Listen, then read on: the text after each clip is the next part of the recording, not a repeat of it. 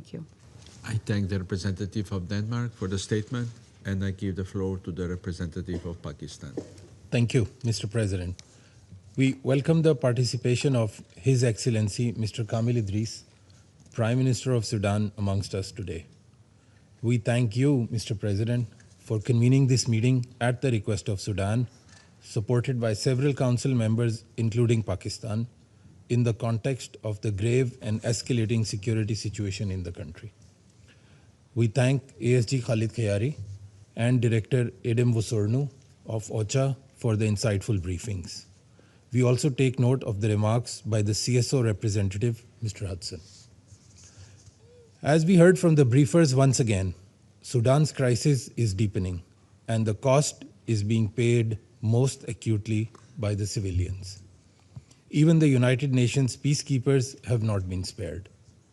Pakistan condemns the attack on UNISFA peacekeepers serving in Kadugli in what has been described as a deliberate drone strike against UN premises.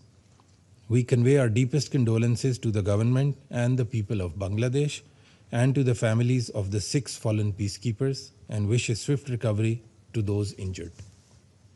Attacks against peacekeepers are unacceptable and amount to war crimes. Those who target UN personnel must be identified and held accountable. Mr. President, this attack did not occur in a vacuum. The Secretary General's latest report on UNISFA had warned of the growing threats to peacekeepers, including the persistent encroachment of the rapid support forces in UNISFA's operating environment. Nor is Kadugli unfamiliar terrain for such violations. We had already witnessed the appalling kidnapping of 60 peacekeepers and the seizure of UN assets and fuel trucks by RSF earlier this year. This council carries a responsibility to ensure that peacekeepers are not left exposed to predictable threats without consequence for those who attack them.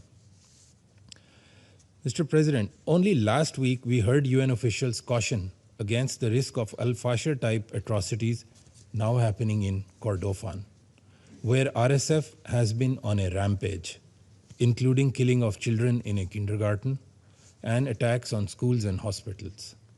The atrocities committed by RSF in Al Janaina and Al Fashir are still fresh in our memories. Before Al Fashir fell, this council and the broader international community were warned repeatedly of the consequences of inaction. Resolution 2736 demanded that the siege of Al Fashir be lifted and called for protection of civilians and humanitarian access. Yet, we saw defiance on the ground, followed by catastrophic outcomes, undermining the credibility of the Council.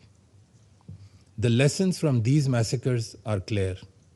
Where siege tactics, starvation, indiscriminate attacks against civilians are not stopped, more grave atrocities follow.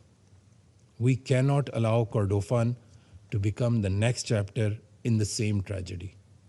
Recent developments, including attacks on towns such as Baba Nusa and Higlig, underline the risks of regional spillover in Abyei and South Sudan. Mr. President, humanitarian imperatives must also remain central to the Council's work in Sudan. The situation being reported from Kordofan and Darfur, besieged communities, collapsing services, restricted movement, and attacks on aid convoys demands our immediate attention. Sustained, safe, and unimpeded humanitarian access must be provided by all parties, and humanitarian routes should be kept open and protected. Mr. President, Pakistan has consistently encouraged the Council to welcome the steps taken by the Sudanese government in pursuance of its transitional roadmap, including the appointment of Prime Minister, His Excellency Mr. Kamil Idris, and his technocratic cabinet tasked with alleviating humanitarian suffering and advancing an inclusive political transition. There is no military solution to this conflict. The only durable path forward lies in a political dialogue and reconciliation. Pakistan therefore supports all genuine efforts and political processes aimed at achieving an immediate cessation of hostilities and ceasefire, protecting civilians, unfettered humanitarian access, and paving the way for a peaceful political transition that reflects the aspirations of the Sudanese people. The Council must support all such efforts and base its approach on the following essentials. First, preservation of Sudan's sovereignty, unity, and territorial integrity. Second, rejection of any so-called parallel government or structures which undermine state institutions and risk fragmentation of the country. Third, immediate cessation of hostilities and ensuring protection of civilians, including urgent steps to prevent mass atrocity risks in Kordofan. Fourth, unimpeded humanitarian access to all people in need of assistance all across the country. Fifth, ensuring greater coherence and complementarity between the various peace initiatives and mediation tracks that are currently active for the achievement of our common objectives. And lastly, maintaining zero tolerance for war crimes, including attacks against UN peacekeepers and humanitarian workers, with credible investigations and accountability of the perpetrators. The brotherly people of Sudan have suffered beyond measure.